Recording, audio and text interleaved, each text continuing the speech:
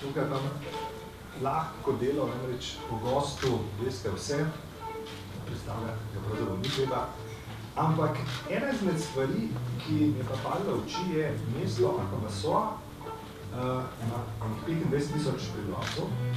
Ko sem gledal na seznam madagaskarskih mest, bi po velikosti prišel med prvih 20, ampak na mesti ga nisem opazil. Kaj je Akamasoa? Akamasoa je gibanje. Gibanje solidarnosti, gibanje za pravičnost, gibanje za pomoč najbolj ubogim ljudem, tistim, ki jih je družba pozabila ob rob družbe. To je Akamasu. Akamasu, ki pomeni v malgaškem jeziku dobri prijatelji. Dobri prijatelji, torej smo mi vsi, ki smo tukaj. Ko smo zbirali to ime, mislim, da nismo bolj si izbrali kot tega imena, ker vsak bi rad bil dober prijatelj. Ja, to posebinsko, ampak recimo v Akamasuju imate šole, imate celo svojo policijo nekakšno, imate ustavo. Kaj je to? Imate tudi župane, je to status mesta, ste država v državi kot Vatikan? Ne, mi smo začeli s tem delom pred 26 leti. Pred 26 leti smo začeli to gibanje, ki ni bilo gibanje. Začeli smo samo začetek, pravzaprav začetek je, ko sem enkrat šel, je bil noče bolan, nisem vedel, da je me klical, če bi lahko prišel molit k njemu. In ko so me peljali k njemu, sem šel mimo smetišča. In ko sem šel mimo smetišča in sem videl na smetišču 1000 otrok, starši z živali, ki so se prerekali, kdo bo prvi prišel do tistih smeti. Ko sem jaz to videl, jaz sem postrmel. Jaz sem rekel, a je to mogoče? A je to mogoče, da danes je smetišče, kjer se ljudje tepejo, kdo bo prvi prišel do smeti? Kje je tukaj dostojanstvo? In da so tam otroci. Jaz sem ostal brez besede. Brez besed sem rekel, tukaj nimam pravice govoriti. Tukaj nimam pravice govoriti. Tukaj je treba samo ukrepati. Tukaj je treba samo delati. Jaz sem bil že 15 let na Madagaskarju, ko sem šel na smetišče. Bi rekel, ne vede. Kakšen je bil sprejem? Recimo, tele brezdomci na smetišču vas najbrž niso bili veseli? Nadaljujem in bom odgovoril potem na to vprašanje. Tisti večer, ko sem videl te otroke na smetišču, nisem mogel spati. In ko sem spal, sem pokleknil na svojo posteljo, dvignil roke in rekel, Gospod Bog, sem rekel, pomagaj mi nekaj narediti za te otroke. Samo to sem rekel, pomagaj mi nekaj narediti za te otroke. Nisem vedel kaj, kako, samo pomagaj mi. In drugi dan, se nisem zaspal potem, drugi dan sem šel na smetišče in me vidijo, znova prihajam in pravijo, ti belec, kaj želiš? Govoriti z vami. In govori. Sem rekel, pa tu se ne govori, če se govori, ki je velika stvar, zelo resna stvar se govori na to hiš. Sem rekel, ne bomo govorili na cest. Prav boš ti vstopil to ni hišica, to ni baraka celo. Ne vem, kako bi to bilo po slovensko. Kaj? Rov v smetišču? Ne, ena koliba, 1,30 metra višine iz kartona in plastike. Prav, če ti greš noter, grem za teboj. Si plezal po štirih, jaz sem se zanil po štirih in ko sem sedela noter, sem rekel, ker na Madagaskarju, kljub temu, da so ljudje revni in vselej se znajo skupaj delati. Sem rekel, a imate kakšen komitej tukaj? Prav, imamo. A bi ga lahko poklical? Sem rekel, sem misionar. In je šel iskati, jaz sem počakal noter v tisti hišici. In je pripeljal nek 12 oseb in tam smo sedeli po tleh in smo imeli streho 30-40 cm nad nami. V tem kraju si začelo to gibanje, Akamasur. Ne v kakšnem hotelu, v kakšnem seminariju. Na tem kraju, na tem smetišču, v tej hišici, sede na tleh, smo začeli, ker sem rekel, in veste kaj, če vi imate radi vaše otroke, bomo nekaj naredili za njih. Prav seveda, ki imamo, sem že vedel že prej, da v vsaki družini so bili 1, 2, 3, 4, 5, 6 do 7 otrok mrtvih v vsaki družini. Kaj boste vi rekli materi, ki je umrlo toliko otrok? Imate, smo jih prijeli za roko, če vam ostane še en otrok, vam bomo pomagali, da bo živel. In tako so me gledali, kot da bi prišel iz Marsa, ampak dobro, so čutili neko moč in so rekli, dobro, gremo, bomo delali s teboj. In tako si začelo to gibanje, ne. In so potem začeli, takrat so bili bolj vljudni, kot niso mogli verjeti, ker koliko obljub so že imeli te ljudi, koliko obljub, koliko ljudi že šlo mimo tam, organizacij, predstavnikov države, občine.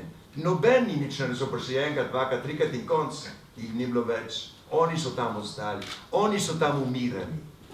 In zato lahko rečem, da to delo si začelo z nekim uporom. Lahko rečem, da sem upornik. Samo vi to ne morete me zastopiti tukaj, ker smo v Ljubljani, v lepi knjižnici, ki greje noter. Samo, jaz vam rečem, takrat, to je bilo pred 96 leti, ko sem jaz mislil z Madagaskarja uideti, ker sem že bil tam 15 let prej. Zakaj ste hoteli? Ker sem zbolel, ker sem delal na jugu Madagaskarja in tam je bilo življenje zelo trdo, voda opuščena. In ker ste šli vi v njihove domove obiskati in so vam ponudili kavo, čaj, jaz ne vem, kaj sem pil. Ni bila kava, ni bil čaj. In dobro, jaz potem sem imel težave z zdravjem in tako po 15 letih, ko sem doživel toliko smrti, jaz sem rekel, no, sam nisem mogel več stati po konc, sem rekel, jaz gremo tukaj, ker ne bom več kos temu delu. In dobro, ko sem bil tako rahel, bolan, ko se nisem mogel držati po konc, jaz rečem, mi je Božja previdnost poslala na smetišče. Ne takrat, ko sem bil močan, ko sem se mislil, da sem nekdo. Ko sem bil mlad, Bože, sem še mlad.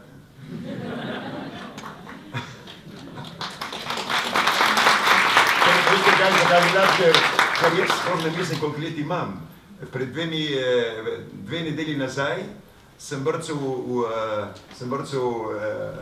gol in sem zabil 2 gola, eno z desno, eno z levo, na 30 metrov.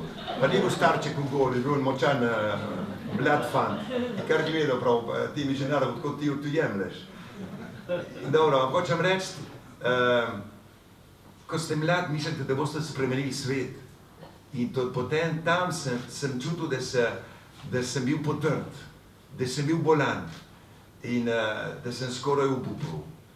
In dobro, takrat si začelo na tem smetišču eno novo obdobje tudi zame. Ko smo se s temi reveži skupaj dvigali, ker ena pomoč ne nikdar v eno stran in vselej v dvojno, kako bi rekel, v dvosmerno, ne. Kaj ste vi dobivali?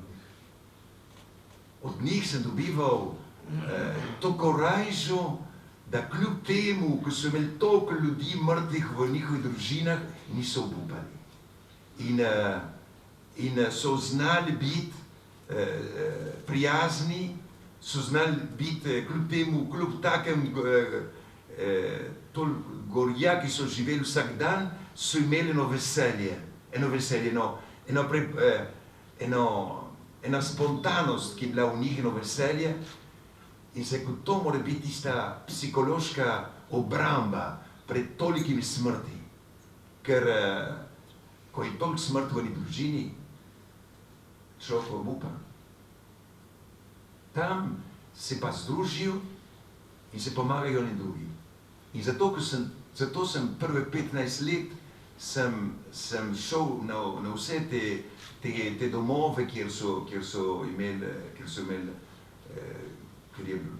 bili mrtvi in s tem sem se odpiral vrata v njihova srca. In tako da jaz sem iskal, kako pride do njih, ker to ni enostavno priti do njih.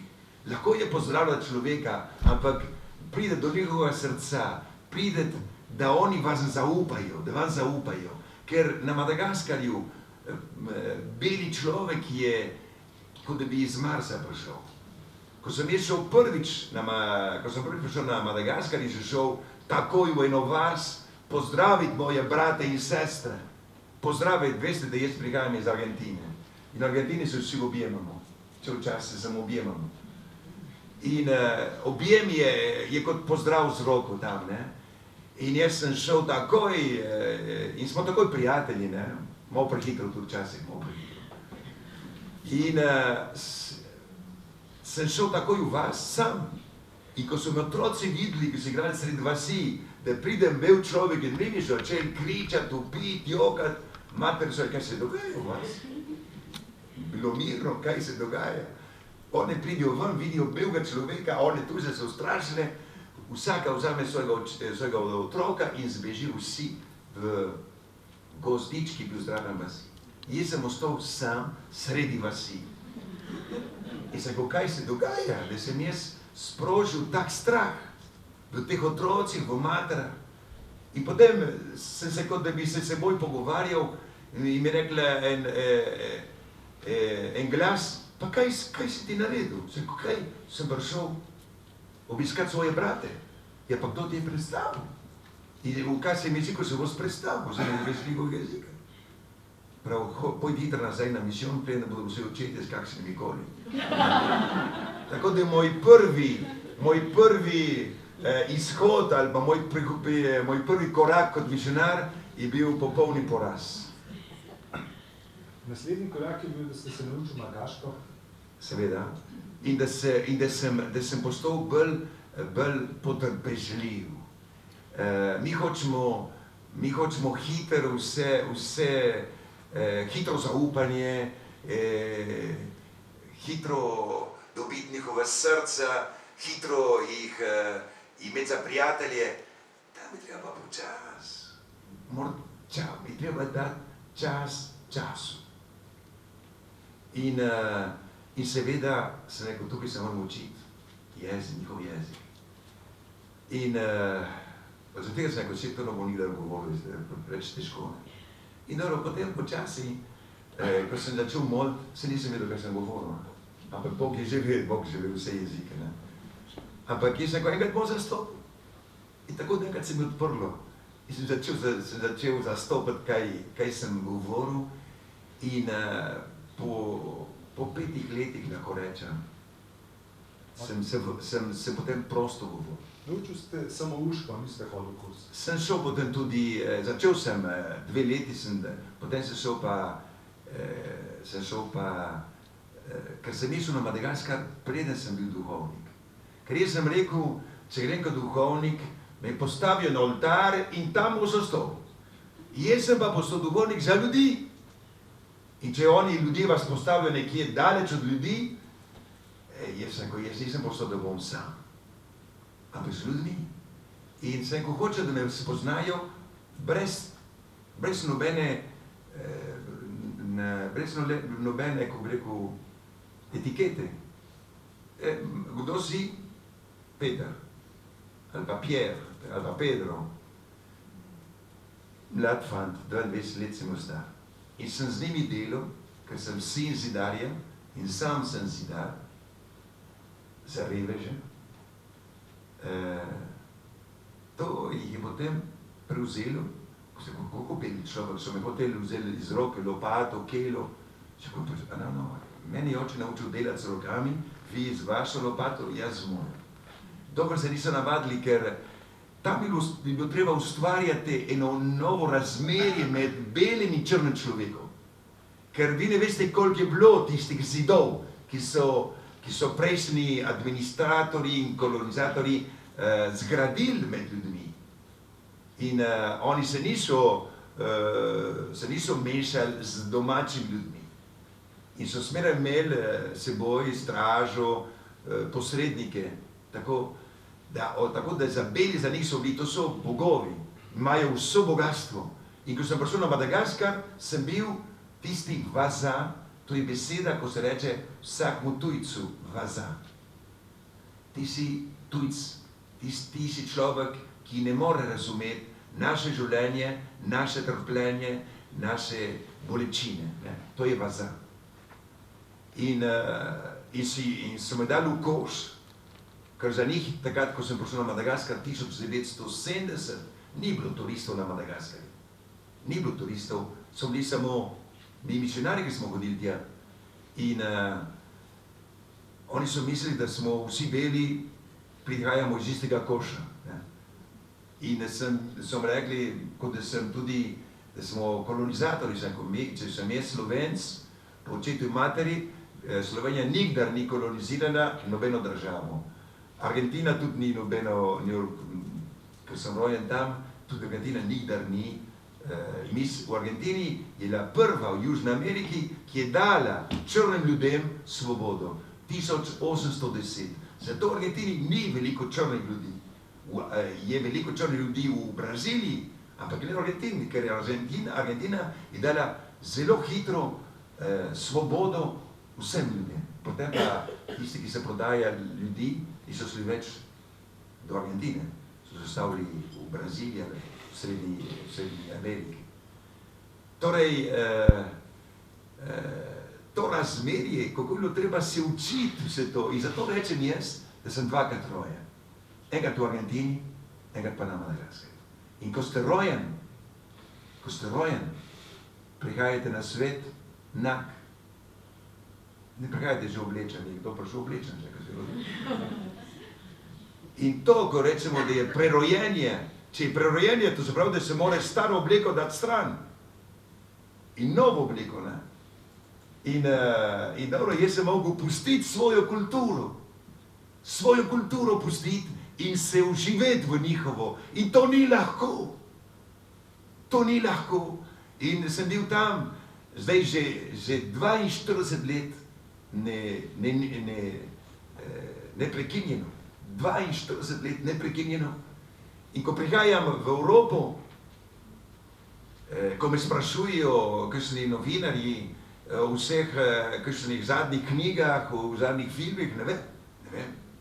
Jaz nisem na tekočem v tem. Jaz sem na tekočem samo, kar živijo reveži v Afriki in na Madagaskaru. Tako da sem veliko izgubil od svojega. Če bi, jaz rad govorim jezike, če bi ves napor, ki sem ga dal za malgaščino, bi se učil drug jezik, bi res, recimo, res imel veliko sreče, ne? Ampak ker malgaški jezik me rabi samo na Madagaskarju.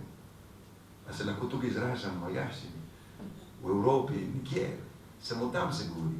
Slovenski jezik se tudi govori samo v Sloveniji, 2 milijona ljudi. In rečem, jaz malgašam, veste kaj? Argentini tudi, 2 milijona pa 10 000 ljudi. Samo smo 2 milijona, ki govorimo slovenski jezik, ne? Malgaški jih govori že 24 milijonov. Ker je 24 milijonov malgašov. Ampak samo na Madagaskarju, prezorno. Ko pravite, ste zamenjali obleko, ste se mogli na nov gol roditi, ste odložili tudi tavar, ste šel v tako kratkih hlačah. Ja. Je bilo to spontano, ali ste to videli, da je to? No, to je bilo spontano. Jaz sem že upornik, ko sem šel noter v semenišče. Jaz sem imel srečo, da sem šel v družbo, ko je končal koncil, drugi vatikanski koncil. Koncil je končal 8. decembra 1965. Jaz sem pa vstopil k lazaristom 1966, marca meseca, 3 mesece kasneje. In ko sem jaz bral te dokumente, Gaudium et Spes, Lumen Gentium, sem tako vesel, sem kar skakal, sem rekel, pa za to cerkev sem pa jaz pripravljen dati življenje. In jaz, kaj sem postal duhovnik, jaz sem brez doma, da sem doma iz verne družine. Moj oče, moja mati, oba Slovenca, moj oče, kar sem pošten človek, ki mi je pelil, jaz sem od 8 otrok, jaz sem prvi fant. Mi je rekel, oče, vsake počitnice, ko sem imel 9 let, rekel, Peter, prid pomagati tvojim bratcom in sestram. In jaz sem šel z njim na gradbišče in tam sem se naučil nehote biti zidar. Pri 14 letih sem se zidal. Pri 17 letih v Argentini smo že naredili eno hišo za najbolj revne ljudi v Cordilleras de Los Andes. In to mi je dalo, v družini sem dobil to poštenost. mama, ki je imela vero tudi, ne. Ampak ko sem bral evangelij in me je prevzel Jezus, prijatelj revežev. Jezus, prijatelj revežev. Ja, od očeta ste se seveda poleg zidarskih veščin naučili tudi soočanja s smrtjo. On je konec vojne izgubil vse svoje tovariše, ki so jih postrelili. Dajte mi povedati, kdaj vam je prvič v tem prepreval? Se spomnite, koliko ste bil star? Oziroma, kako je on živel s to travmo? Oni to živel celo življenje, ne mogu pozabiti to. In ko sva delala tam na gradbišču in prepotoval vselej, ne, in potem, ko so bili doma, ko so prišli slovenski prijatelji, ko Slovenci, kjerkoli so, se združujejo, ne, in skupaj gradijo domove in so se povezali, da ne bi izgubili jezik in prijateljstvo in slovenstvo, ne. On mi je vselej govoril, se spomnim, odkar sem začel misliti, se spomnim o tem govoru, prvič z drugimi ljudmi v hiši in sem slišal, drugič potem sem pa že jaz njega spraševal. Pa zakaj ste tako delali, pa zakaj ste tako, pa zakaj, pa nisem mogel to. In tam je prepotoval in to s tako bolečino, ker je šel od doma ne prostovoljno. On je šel, je bil prisiljen, ker tam, ker bi ga mogli ubiti v Brnici nad Hrastnikom, nad Hrastnikom, on je edini, ki je všel v tem umoru, edini od okrog 5000 ljudi, ki so tam ubili v tistih starih rudnikih, je edini, ki je všel in ki je 50 let kasneje, ko je Slovenija zelo neodvisna, prišel nazaj in rekel, tukaj se nas pobije. Tam je moja stara mama, tam je moja teta, sestra mojega očeta, stara 22 let, tam so tudi drugi sorodniki. In on je tako živel, on je živel v Sloveniji, v Argentini. On je v Argentini, ampak njegov duh, njegovo srce je bilo vedno tukaj v Sloveniji. Ampak na koncu, če bi mu rekel, ki je prišel večkrat, dvakrat, trikrat je bil v Sloveniji, bi ostal v Sloveniji, Argentina pa že toliko prevzela, ne, ker tam je svoboda, tam je, res Argentina je široka dežela, ne, in mogoče pa ne bi več potem tukaj si uživel, nekaj to bilo že potem 60 let, nekaj je tam živel. Tako da na zadnja leta, ne vem, če bi prišel nazaj v Slovenijo, bi še čutil, ampak na obiski pa zelo rad prišel, zelo rad. Povejte mi, kako je bilo, vi ste rasli v družini, kjer so vam opevali lepote domovine zgodne Slovenije. In leta 1968 ste prišli v Slovenijo in ste po dolgih letih, oziroma pri 20 letih, prvič videli svojega deda. Kako je to? To je bilo tako doživetje. Slovenija, ki so mi pripovedovali starši in drugi Slovenci, se res, Slovenija je bila kot raj za nas. Kot otrok te pripoveduje, da to je raj, da so gozdovi, da so le reke, čiste reke, potoki, doline, gozdovi, Alpi, sneg, dobri ljudje. Dobro, sem mislil, da je to raj, ne? Ko vam otroku ostalo to pripovedujejo. In potem, ko sem prišel v Slovenijo, ko sem bil star 20 let, res sem videl, da je Slovenija bila lepa. Samo sem bil presenečen, kako je bila Slovenija bila zaprta. Kako je bila Slovenija, vsi so se nekam siva barva je bila nad vsem, ne? Tako nekaj žalostna barva, ne? Prihajate iz Argentine, kjer je veliko barv, veliko veselja, tukaj pa vse. In mi smo tam bili vajeni govoriti predvsem glasno. In tu že, potihem, da bo to slišal. No in to se jim je zdelo čudno, ne? No, ampak potem, tisti dan, ko sem šel v Gornje Podpoljane, v Velikih Laščah, ker sem šel v dom moje mame, ker je samo družina moje mame, ki je preživela s strani mojega očeta, je skoraj vse pobito, ne? ko sem šel tja in ko sem videl očeta, starega očeta s takimi brkami kot en prav Slovenc, tako postaven je bil bolj zravnan kot ena smreka, ne. In po koncu, ne, in sem prišel do njega, da ga objame, pa mi da roko tako. Kako roko? Ti si moj stari oče. O tem slišam že toliko časa govoriti, ti ostal samo roko. Sem ga objel, ne, kako se je po argentinsko, ne. In sem čutil, kot da sem objel en drevo. In tada moja stara mama, so bili moji bratranci, sestrice, vse sem objemal, so me kar gledali. Kaj ta bratranci iz Argentine, kaj mu je? Ampak jaz sem pozdravljal, kot sem jaz doživljal. Oni so me pa pozdravljali, kot so to oni doživljali. In jaz vem, koliko je on mene čakal, ne? Prav sin moje starejše hčerke bo prišel, povedal je vsej občini, polovica Slovenije verjetno veda, da prihajam, ne? S kakšnim ponosom, s kakšno ljubeznijo, ampak sem prišel, samo roka. Ampak v tej roki, koliko je bilo sočutja, ljubezni, polno stvari. Po 20 letih molka tega, o čem sta se pogovarjali? Kaj ste ga sprašali? Brez doma, kaj se je dogajalo po vojni, kako so bili preganjeni, kako so težko živeli. Njega so tudi hoteli potem ubiti, starega očeta. In rekel, če me hočete ubiti, me boste ubili tukaj sredi vasi. Se pravi, samo pustite me, da grem zmolt k tej ena mehna kapelca v vasi. Prav, pustite me, da grem zmolt in nazaj pridem, to je bilo 20 metrov, 50 metrov tam, kjer se lahko hotel vzeti nasilno. In šel ta vzmor, nazaj prišel prav, če me hočete ubiti, tukaj me ubite, a ne v gozdu. Še bom si prav, pustimo tega starega človeka, ta je znov. Norce ne maramo seboj. So pa šli v sosedno vas, v dvorsko vas, v gostilno, ti ljudje, ki so hoteli vzeti nasilno, so rekli, smo dobili enega jeklenega človeka.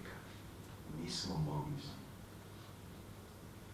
On je bil tako pošten in kamor sva šla potem, da smo 2 leti tukaj, se so smerali, to je bilo tako veselje iti v Gornje Podpoljane. Vsake počitnice tukaj sem šel pomagati, obračati seno in tam pogovarjati se spet in to je bilo tako veselje odkrivati to Slovenijo, to družino in tudi smo šli malo, smo šli kam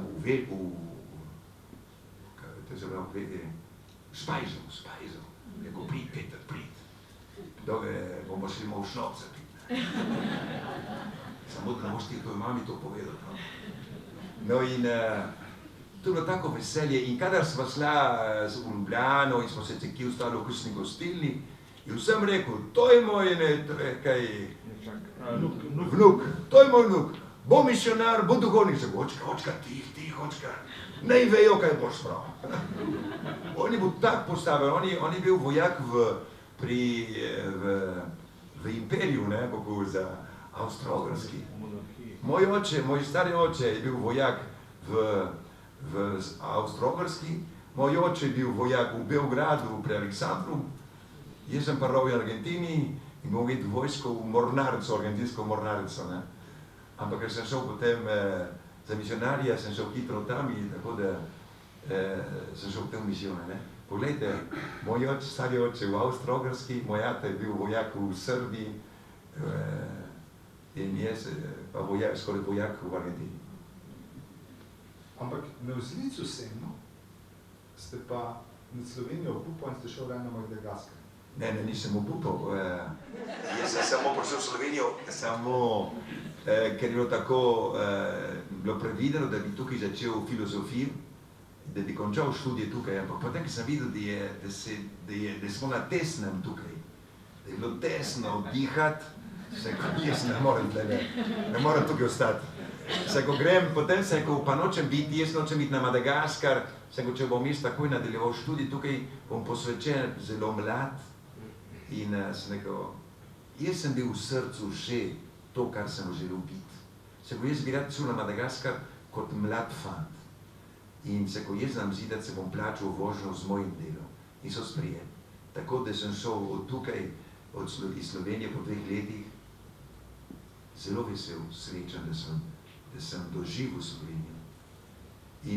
In potem, ko sem bil na Madagaskaru 2 leti, ko sem delal z njimi, sem bil tako prevzet na tistem narodu. Ker leta 1970, takrat so bili, tako je bilo 6 milijonov Malgašev, 6 milijonov tistem času. In tako prijazni, taka solidarnost med njimi, medsebojna pomoč, sem kot revni, ampak solidarni. In sem kot za te ljudi bi se rad vrnil nazaj. In takrat sem kot, če grem nazaj v Slovenijo na teologijo, ki je bilo še tesno še tukaj, potem sem rekel, grem rajši v Francijo, v Pariz in bom tam končal študije, ker itak bom šel potem nazaj na Madagaskar. In Francija in Madagaskar so imeli kot bivša kolonija, so imeli veliko stike, tako da sem potem nadaljeval študije v Franciji. Pariz tistega časa je bil s svojim uporniškim hipijevskim gibanjem pravzaprav nalaž za vas. Ja, ker jaz potem, ko vsake počitnice sem potem v Franciji šel kar na stop. Enkrat na sever, enkrat na jug, enkrat proti vzhodu, brez denarja. In sem spal na, kako rečete, na kolodvoru, kaj je to? Kolodvor, na postajah. In tam sem šel v skupine in jaz sem rekel, jaz bom duhovnik, jaz moram zdaj se učiti pristopa do ljudi. Jaz se moram zdaj učiti, kako bom jaz prišel do ljudi. In se ne bom zaprl zdaj, rekel, še nisem še duhovnika, bom šel do ljudem. In sem rekel, jaz moram se zdaj učiti, kako bom prišel do ljudi. In tako da sem šel med njimi, med tistimi hipiji, in smo tam skupaj spali in se razgovarjali. In po enem dnevu, 2 dni reče, ti, kdo pa si ti? Ti ne sedeš med nas. Sem rekel, kljub temu, da sem imel dolge lase takrat, sem rekel, veste kaj, jaz delam teologijo, jaz sem študent teologije, bom duhovnik. Kaj? So se vsi zgražali, kaj ti boš to? Ampak smo bila že 2 dni skupaj, smo že prijatelji bi. In so rekli, in potem sem rekel, jaz moram iti naprej. Ne, ostani z nami. Koliko teh ljudi, ki sem srečal, ko sem šel čez Belgijo, Dansko, Holandijo, Švedsko, Nemčijo, sem srečal koliko teh ljudi. Potem sem šel na jug, proti Lyon, Marseille, Algerija, Marruecos, Marrakech, potem nazaj preko Španije, Madrida, potem enkrat v Anglijo, na Irsko. In to brez denarja. Jaz danes ne razumem, kako sem mi to delal. Kakšno zaupanje sem jaz imel, da če vi, mi je potem en španski sobrat, prijatelj, rekel ti, s takimi lasmi, ko imaš ti, kdo te bo sprejel na avtostop? Prav, ti samo hitro spregovor kakšne besede, da bo videl, da si dober človek. Ti samo hitro spregovori kakšne besede, da ne. In tako, ko sem bil v Alžiriji, veste, v Alžiriji, ne zdaj ne se ne bi upal v Alžirijo delati stopa. Bi prišel brez glave mogoče. Ampak takrat sem naredil štop, mi je vzel en zdravnik in po poti mi je rekel, on je bil musulman. Prav, ampak kdo si ti, mi je spet rekel? Prav, ti nisi navadni tak potepuh ali kaj tasga slog milomasih, ne veš kam je. Seko, jaz sem študiral teologijo, bom duhovnik. Prav, veš kaj, jaz sem musulman in sem mislil, da bom z njim prehodil 50 km, v resnici mi je peljal 400 km. Ki bo večer, mi rekel, veste kaj, mi musulmani spoštujemo druga verstva in vas prosim, če boste naš gost danes večer. Nima kam je, sem tudi tak, mislim, da postajo, se lahko sprejmem. In me je sprejel, on je bil, njegov svak je bil pa prvi minister v Argeliji. in mi je sprejel v eni hiši, ne vem, če je bila en hektar, ne, to je bila ena taka vila. Noč sem prišel in sem mislil, da sem v Hollywoodu. Ki delam film v srednjem vzhodu, ne. Ko sem not prišel, vse po njihove navadah, ne. In sem rekel, kaj je to vsaka mesta? In tam drug dan je bila pa nedelja. Tam sem pa nekaj jedel, spal, lepo so me sprijeli. Kakšna hiša. To je bilo vse arabsko, ne. In so rekli, veste kaj, mi smo se pozanimali, kje je kakšna cerkev, ker vi ste kristjan, boste išli k maški nedelja. Prav, smo zvedeli, da je tukaj na cerkev in je maša začne ob 10. Musulman, ki mi je poiskal cerkev, da bo so k maš. No, in mi je peljal, in smo se pozdravili, zahvalili, mi je peljal do cerkve in ko smo se poslovili, mi je rekel, tu imate pa vozovnico, da greste z avtobusom do Marakeša. Prav ne bom, veste, boste bolj hitrejši prišli, ker vem, da ste študenti, morate čez 3 dni spet nazaj v šolo, da boste hitrejši prišli. To se mi dogajalo na potih, na teh potovanjih, ne. To je bilo tako lepo, tisto srečanje, ne. In takrat jaz sem spoznal ljudi, zato, ko sem postal duhovnik, sem se dal kot cilj življenja, vsak človek je moj brat, je moja sestra. Zdaj, v Alžiriji ste spoznal Hollywood, ampak vlekel... Ne, Hollywood, ne, Hollywood. To je preneseno, ampak hočem reči, tisto, kar vas je gotovo vlekel, vas je pa tudi ulica, reveži. Kakšen je bil, bi rekel, a bi lahko rekel, a je bil tedajni alžirski, arabski, ta berač, revež, karkoli, drugačen kot malgaški? Je bilo nekaj, niso bili tako revni, prvič niso bili tako revni. So bili revni, ampak je bilo veliko dela, ko sem gledal, kaj vse znajo delati z rokami, kakšno kulturo imajo, so bili bolj napredni kot na Madagaskarju. In se spomnim, da v Fezu, kjer sem dol izstopil in sem šel sam noter v tiste star Fez, in tam so prišli otroci in z menoj jih je bilo nek 10 in z njimi sem tam, smo se malo po francosko pogovarjali in kar naenkrat mi je zmanjkala moja torba. In sem rekel, fantje, to mi je pokradil torbo. In so rekli, ne vem, mi smo videli, sem rekel, fantje, jaz se z vami zdaj sprihajam po tej vasi že, po tem mestu, v vašem mestu že par ur, nekaj 3-4 ure.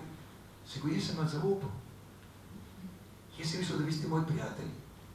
Tako da vi ste mene golfali. Se ko posebno tebe, sem mislil, da sta prijatelja, ker ste se tako bila prijazna, tako sta lepo govorila. Se ko veste kaj? Sem res razočaran, mi je to hudo pri srcu. In sem se usedel tam in se dal glavo med 2 rokama in sta rekla, počakaj.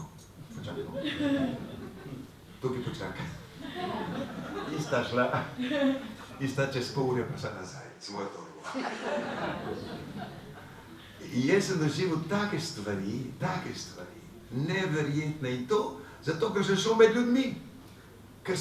ljudmi. In ko sem postal duhovnik, ko sem šel nazaj na Madagaskar in sem prišel v eno faro, ki je bilo 5 dni, mesto je bilo 5000 ljudi, sem rekel tej fari, veste kaj, ta cerkev je vaša hiša, pridite kadar hočete. In sem vzel uro, sem dal uro stran in 9 let nisem rabil ure. 9 let nisem rabil ure. Sem rekel, kadar pridete, če so težave, pridite. Samo takrat sem bil močan. Kaj pa Maša? Zjutraj sem našel. Ko je sonce šlo? Ne, zjutraj in potem pa čez dan potem sem bil v službo ljudem. In potem, ker smo videli, da ljudje stradajo, kar mi je bilo najhujše sprijeti tam, je, da videti otroke, lačne otroke. To je najhuje, sprijeti, lačne otroke. Gledati lačnega otroka, to je, jaz ne moram tega sprijeti. Zato hodim po svetu danes in za te otroke Za te otroke zbiram pomoč, za otroke na Madagaskarju, ki je skoraj polovica teh prebivalcev danes.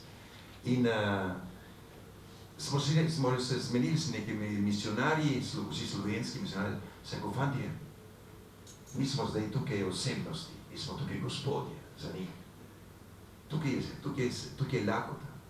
Kaj naredimo? Da damo zgled, da nobeno delo, ročno delo ni sramotno. In smo rekli, pojmo mi tudi delati rižna polja. In tako smo potem po maši se oblekli kratke hlače z nožem, velikim nožem, mašet, kot rečem, in smo šli v rižna polja. Delati na to blato.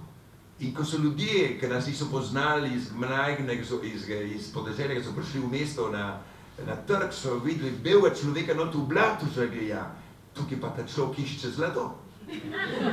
Če je bel človek gre v blato, v tako blato, tam je zlato ali srebrni kamni ali diamant. In so rekli, naši ljudje, naši kristjani, ne, to niso vazaji, navadni belci, to so naši duhovniki, naši misionarji, ki nam pomagajo saditi riž. In to smo delali 3 leta. Do tukaj v blatu, se potem smo jo hudo plačali. Ampak nikdar mi ni bilo žal, nikdar nam ni bilo žal, da smo šli v to blato. Nikdar. Sem bil fejst bolan, zato sem vam rekel, da sem komaj, moj želodec je bil potem skoraj kot živalski vrt. 7, jaz lahko se zdaj tudi smejem lahko, ampak 7 različnih zadijalcev, ne smeram vse naenkrat. In jaz sem včasih videl zvezde ob 2 popoldne. Ampak so vas rešili antibiotiki, zdravila ali malgaška? Jaz, ne malgaška, ne. Koliko mojih bratov, malgašov, ki so z mano delali, so pomrli. Jaz sem imel, ko sem šel na dopust vsake 5 let, jaz sem preživel največ časa v bolnici za tropske bolezni. In tam, jaz sem v to srečo, da sem bil preživel. Koliko mojih bratov so umrli mladi. Ko sem prišel na Madagaskar, srednja starost je bila 42 let. Srednja starost 42. Danes 52 let. Tudi ni veliko 52 let. Ko opisujete ves čas tudi to potrpežljivost, vztrajnost. Čist na začetku, ko sem vas vprašal ta vaš prvi prihod na ta smetiščna naselja, bivanja, in potem, ko ste jih prepričali toliko in toliko družin, da ste začeli postavljati domove, koliko časa ste pravzaprav rabo tega druženja, pogovarjanja? Recimo v Alžiriji je bilo zadosti 10 minut, da ste me dan prepričali za... Pa so bili otroci, da. Ker so starejši, je treba več časa. Več časa, ja. To so bili leta, da smo začeli, da smo prepričali, to so bili za nekatere desetletja. In tukaj ta potrpežljivost, tukaj je to tako važno, da ste potrpežljivi. Koliko sem se ugriznil v usnice, ampak jaz nisem nikdar obupal, ampak sem bil večkrat jezen zato, ker sem rekel, te otroke, zakaj bi ti nedolžni otroci toliko trpeli? Zakaj nedolžni otroci trpijo? In za teh otrok sem se potem potegnil, za teh otrok in jaz sem se razburil nad starši, je bilo zaradi otrok, ne zaradi njih, ampak tudi v njihovem jeziku. In oni so vedeli, kaj vse smo naredili za njih. In noben otrok, če mi videl, da sem kdaj razburjen, ni ušel. Noben. Ta starejši so ušli. Otrok noben. In... Ste jih obsoval pa? Ne. To pa ne morem. Moj oče ni nikdar nikomu rekel grdo besedo. Jaz ne morem nekoga, kako ste rekli? Obsovati. Uzmerjati. Ja, ne morem, da bi nekoga zmeril, tudi če moj nasprotnik. Tega ne morem, ne vem. To je v meni. In zato mogoče tudi ljudje, kot tisti muzulman, ali tisti hipiji so me sprijeli, ker jaz mislim, da se moramo združiti najprvo kot ljudje, ne kot kristijani, kot ljudje. Ker biti kristijan to ni ena obleka, ki si jo daš in si jo potem lahko straniš. Ne, to je v tebi ali pa ni v tebi. In nikdar. To pa, jaz sem bil trd z besedami, nikdar pa nikoga podcenjeval. In zato so me imeli radi. In če sem bil včasih 10-krat jezen čez dan, sem bil pa tudi obekrat 11-krat vesel. In ko sem naredil račun, če preden sem spat, in bom se rekel 11-krat bil vesel, 10-krat sem bil žalosten ali pa jezen, sem zmagal 1-0. Tako da sem dobro zaspal čez noč. Zmagal ste se z naselja, ko ste iz kartona, bivališče iz kartona, rove v smetišče zamenjal naprej v lesene, potem pa v zidane hiše. Ampak vaša posebnost je to, da ste revežem ali pa za reveže ali pa z njimi skupaj gradili hiše, ne blokov. Zakaj ste se odločili za hiše? Blok je vendar cenejši. Ja, ker smo se naučili tukaj od vas. Smo se naučili od vas, da ni treba, da v blokih postavljajo ljudi in postanejo potem kot da bi bili zaprti v škatlah, kot da bi bili malo zajčki notri. In to se človek uči od drugih, kar sem videl tudi v Evropi, v Franciji. In tako da smo hoteli, Madagaskar je velik za kot Sloveniji, za 300-400 Slovenije. Madagaskar je večji kot Francija. Ima skoraj 600 tisoč kvadratnih kilometrov. In tam je prostor zaenkrat še, tako da samo zdaj tudi v glavnem mestu zemlja postaja draga. Tudi na Madagaskar je prišla konkurenca, tudi na Madagaskar je prišla spekulacija. Ampak pred leti so neko južnokorejsko podjetje Daewoo je zakupali nekakve količine... En milijon hektar. Za 99 let z idejo, da postane Madagaskar, bi rekel, polje za Korejo. Za Korejo. A se to se še vedno dogaja? Takrat se je to sicer ustavilo, je bil na pol državni udar. Se ni... Ampak to zakupljanje zemlje in, bi rekel, odnašanje letin, pa je postavil vsak dan. Ja, en bev na Madagaskaru ne more kupiti zemljo. En bevc ne more biti gospodar zemlje. Vi lahko, če ste poročen z domačinko, potem je vse napisal na njeno ime. Samo vi tam razkidete, če se ločite, ne vem, koliko je tukaj ločitev v Ljubljani, potem je težko tvegati. Samo zaenkrat in tisto, potem se tistega predsednika so vrgli, je narod vrgel, ki to naredil. In to sam brez da bi vprašal v parlament ali senator, to je kar sam odločil, da bo dal južno-korejski 1 milijon hektar, da bodo oni tam in celo malgaše spodili z njegovega naselja, kjer so bili že kmete. Vidite, to mi ne prenesemo. Pa kjerkoli, jaz dvigam glas, kjerkoli. Če se gre, da se človeka, da se brani dostojanstvo človeka, kjerkoli. To se je zgodilo enkrat v Franciji, sem bil noter v eni, poznate mogoče Notre Dame. Notre Dame, enkrat tam so ena sekta not prišla, ki smo molili skupaj s protestanti iz Tézéja in so prišli eni skrajneži, rekli, to je naša cerkev, ven protestanti, in takrat, jaz sem bil še mlad, sem bil študent in sem imela skupina za organiziranje in da pazimo malo na red in da rečemo turistom naj ne slika preveč, ker je molitev noter. Potem kar nekaj vidim, da razdajajo papirje noter v cerkvi in vidim proti temu, pojte ven protestanti, kje pa to delijo. In potem sem videl dva fanta, ki to delite, sem ko prosim, pojte ven tudi cerkev, tukaj se ne deli plakate, kaj ste ven delili, če hočete, ne tukaj. in je videl, da sem govoril malo francosko v tistem času, to pred 30 let, 40 let. Malo kot tujc. Prav, ti tujc, boš mene spodu iz moje cerkve. Še kakšna to je cerkev? To je tudi moja cerkev. To ni tvoja cerkev, to je naša cerkev. In ti boš šel ven, sem rekel. In njihov to je, potem sem ga mu pomagal, ne. Tako da sem mu malo pomagal, da je malo bolj hitrejše šel ven, ne. Ampak takrat, vidite, tu se pravi, jaz sem v Franciji, on mi je rekel, da sem tujc.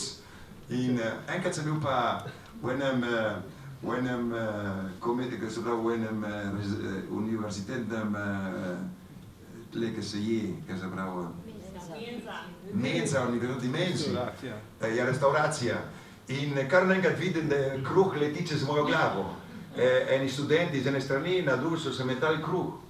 Jaz sem to videl, sem rekel, prostite, to se pa ne da, jaz sem videl lačne otroke. Jaz sem vstal, sem rekel, fantje, nehajte metati kruh. In so kar naprej, potem sem se vstal k njim, sem rekel, jaz sem delal na Madagaskarju, jaz sem videl lačne otroke in vi, ki ste univerzitetni študente, vi to delate. Oprostite, to ne boste tukaj delati, ne boste tukaj delati. In so se me ustrašili, že nisem, da so tam ostali, ne oni. Ampak so prenehali.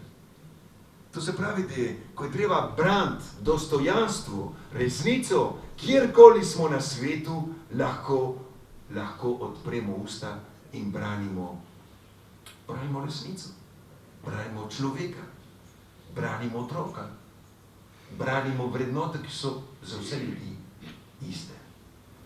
Ko ste bili v Franciji, tam so na ta četrti bidonville, se pravi ta predmestja, enako evropejsko, moram reči, afriško.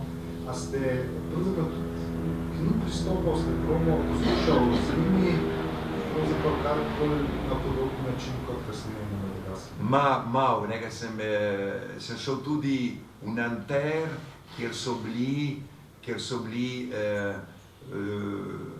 jugoslovanski delavci zaprti v tovarnah, so jim vzeli pasaporte in so delali kot sužnji noter. In tam, ker sem znal slovensko in malo hrvaško, moja hrvaščina je, kakor je, ne. Samo na glasu sem malo drugač, ne.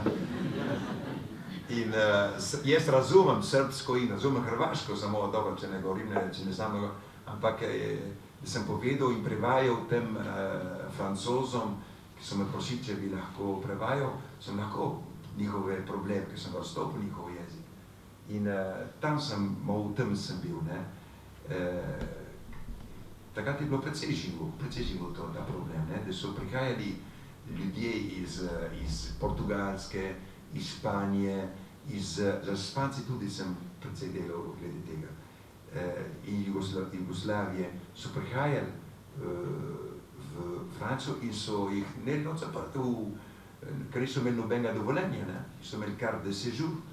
In potem, da nekaj policija dobila, so tam spali, tam delali, sem majhen denar.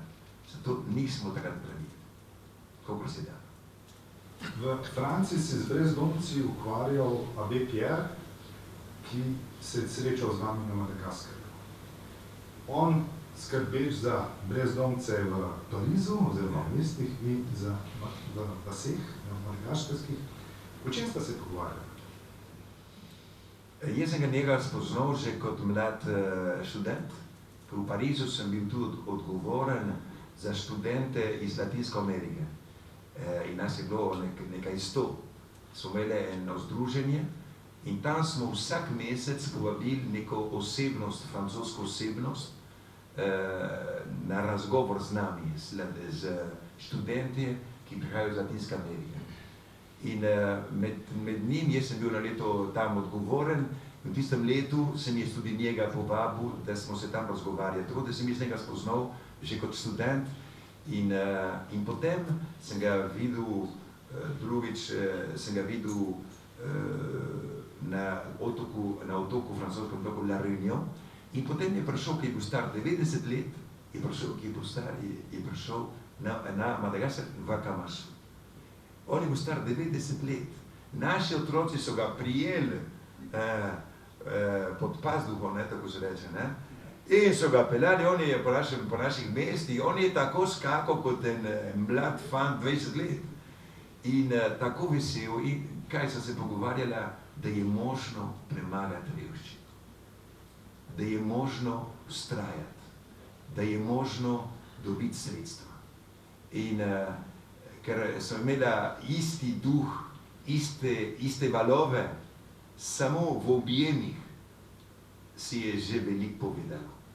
Tako da sem pustil druge novinarje ali pa moji sodelavci, da so z njimi pogovarjali, ker mislim, da vas se že razumela po srcu.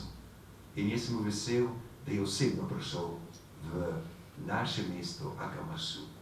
In je rekel, on je rekel, da potem je rekel, ki je prišel nazaj v Francijo, in francoski duhovnik rekel, da tazga dela tako vas se ni videl, ne, da bi reveži naredili oni sami eno mesto za njih. Eno praktično vprašanje, a ste samozadostni? Ne. Jaz sem prepričan, da noben ne more ničesar sam. Ne, nisem mislil samo v tem smislu, da mesto bi lahko, je blizu temu, da bi lahko preživeli samo od svojega. Samozadosten da bi bili avtonomni. Bi bili lahko, če bi lahko prodajali, kar pridelujemo po pravi ceni. Lahko bi bili. Mi imamo kamnolom, lahko izvažamo kamne v Evropo, čekoli se v Slovenijo. Samo so prišli ljudje nam kupovati ta kamen in za manjši denar, kot na Madagaskar, za gospodje, nasvidenje. Nasvidenje. Jaz tukaj z vami se ne bom se kregal, ker sem rekel, kako, da bomo mi delali za eksport in bomo manj plačali kot znotraj. Prosim, nasvidenje. Enkrat je prišel en Kitajc, ki je bil odgovoren za eno cesto, in mi smo bili edini, ki smo bili v kamnolomu na 100 000 kubikov teh kamnov, ne? In je rekel, in je prišel tja, in seveda, to že vsak ima odgovoren, sodelavci, in tam je matro te sodelavke našega združenja in so potem prišli, prav gospod, ta človek nas matra, prav, da moramo nas hoče prisiliti, da zizamo ceno, se ko pridite nam pomagati, se ko pojmo smo šli tja. In smo rekel, a vidi zastopite, kar reče ta gospodična, to je naša cena, vi kupujte, mi prodajamo. Če niste zadovoljni, proti drugot. Vse nismo edini, ki imamo kamero. In potem si razježil in šel. In pa čez en teden pa nazaj pride. Ker nikjer, on imel en določen datum, da mora končati cesto, nikjer ni dobil kot pri nas toliko količina 50 000 tistih ali 100 000 je rabu, nikjer ni dobil, mi smo ga imeli in je kupil po ceni, ki smo mi mu zahtevali. Tako da smeram so reveži izkoriščeni. In v teh razmerah ne moramo biti avtonomi, ne moramo biti, ker kar pridelamo, zgubimo, ne dobimo nazaj, kar smo vložili. In to je ta problem, ne? In je zdaj taka konkurenca med revnimi državami, recimo mi smo imeli 400 žena, ki so delali prte, tako lepe prte. In ko smo jih prodajali potem iz Vietnama, so delali pa prte dvakrat cenejše kot mi. In tako da mi naše lepe prte nismo mogli prodajati. Mi imamo zdaj v zalogi nekaj 1000 prtov, če bi jih kupili tukaj, ne vem. In tako da smo mogli prenehati teh 400 žena, ki so imeli talent za delati lepe prte, so šli, 200 od njih, so šli točiti kamen. Ker edino kamen gre v promet. Prvič en del, polovico tega mi se poslužujemo, rabimo, ker mi delamo naše mesto. In ko delate mesto v hribih, morate stalno delati zidove, da zadržite dež in hišo, ko se zgradili, če ne delamo tiste velike zidove, bi dež v 10 letih vse spravil dol v dolino, vsa naša vas bi letela dol. Tako da smo danes zavarovali to naše mesto, ne bo noben veter, noben ciklon, ne bo naše mesto spravil dol v dolino, ker je lepo narejeno in močno narejeno, ko smo sami.